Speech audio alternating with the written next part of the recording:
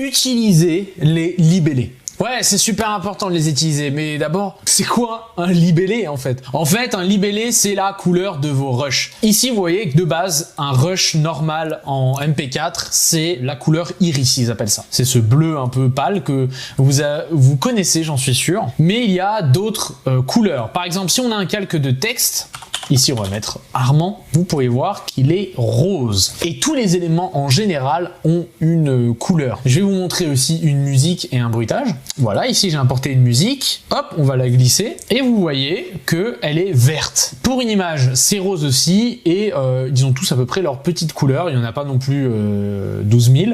Et elles sont à peu près généralement toutes les mêmes. Pour des seulement audio, on va dire, pour des fichiers qui sont seulement audio, comme des musiques, des bruitages, etc., les points MP3, les points Wave, ça sera vert. Pour les images, ça sera rose pour le calque de texte aussi. Mais en gros, à quoi ça sert? Ça sert à avoir un montage beaucoup plus stylé visuellement. Quand vous allez prendre une capture d'écran, il va y avoir plein de couleurs de partout. En vrai, ça sert pas à ça. Ça donne cet effet de waouh, le mec s'y connaît, parce que c'est pas les couleurs de base généralement qu'on utilise. On laisse pas nos rushs de la couleur iris comme ça et on se dit ok, cette personne maîtrise le logiciel de montage. Mais vous allez voir que dans ce cours, vous allez maîtriser les libellés et comprendre très vite ce que c'est juste des couleurs en fait. Aussi simple que ça. Et à quoi servent des couleurs? Et bah à faire un repère visuel, comme quand vous triez vos classeurs et qui sont de différentes couleurs, vous dites ah le vert c'est pour je sais pas moi, c'est pour les dossiers d'assurance, le rouge c'est pour les factures. Mais globalement c'est des repères visuels. Et moi, comme je vous ai montré tout à l'heure sur mon pavé tactile, j'ai mis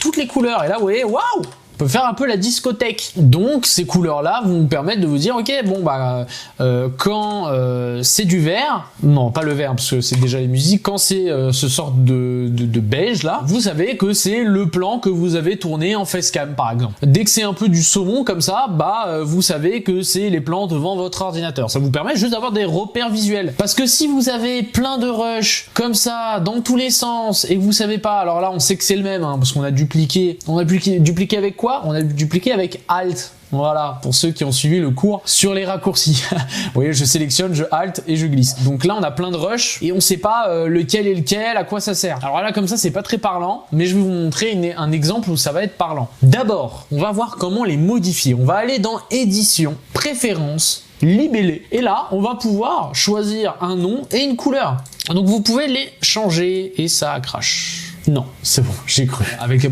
premier pro, on n'est jamais, voilà. Et là, vous pouvez changer les couleurs et changer leur nom avec. Moi, j'ai laissé les couleurs de base parce que, en soi, ça m'intéresse pas d'avoir un rouge vif ni un noir vif. Je pense que peut-être je les changerai bientôt. Moi, j'ai pas pris la peine de le faire. Je vous conseille pas forcément de le faire. Vous pouvez très bien vous en sortir avec ces couleurs-là. Vous pouvez les changer aussi pour avoir une timeline à votre goût. Mais globalement, faut juste vous dire que c'est des repères visuels. Donc, quand vous mettez la lavande ici, bah, vous savez que c'est ça. Dans votre montage, dans ce projet-là. Moi, personnellement, je le sais. Vous pouvez changer les couleurs de base. On a pour les chutiers, on a pour les sous-titres, on a pour l'audio, comme je vous l'ai dit, les images fixes, donc les images, les séquences, etc., etc.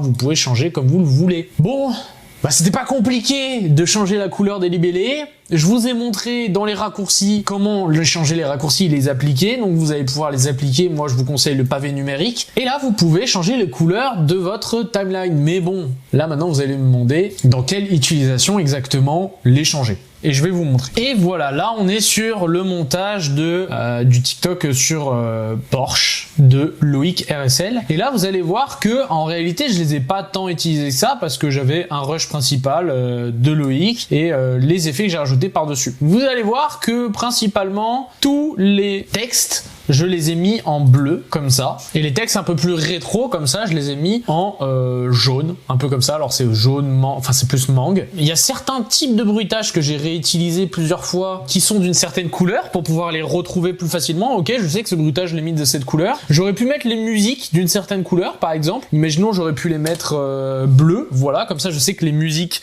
c'est en bleu. Les impacts comme ça je les ai mis en rose et vous voyez ça fait une timeline assez colorée. Alors j'ai pas mis des belles belles couleurs, puisque c'est les couleurs de base d'Adobe, qui sont pas spécialement belles, du coup ça donne pas trop cet effet waouh. Et là on dirait que la timeline est hyper compliquée, alors qu'en vrai, pas tant que ça. Voilà à quoi servent les libellés. C'est important parce que ça vous donne un repère dans votre montage. Et c'est un peu comme les chutiers où il faut savoir retrouver ces éléments. Bah là, c'est pareil dans le montage quand vous voulez retrouver un rush, retrouver des textes. Et ça vous permet de vous repérer. Encore une fois, ça reste la même chose à ne pas négliger. Surtout que ça prend 2 secondes à faire. Sur ce, on se retrouve pour le prochain cours. À plus.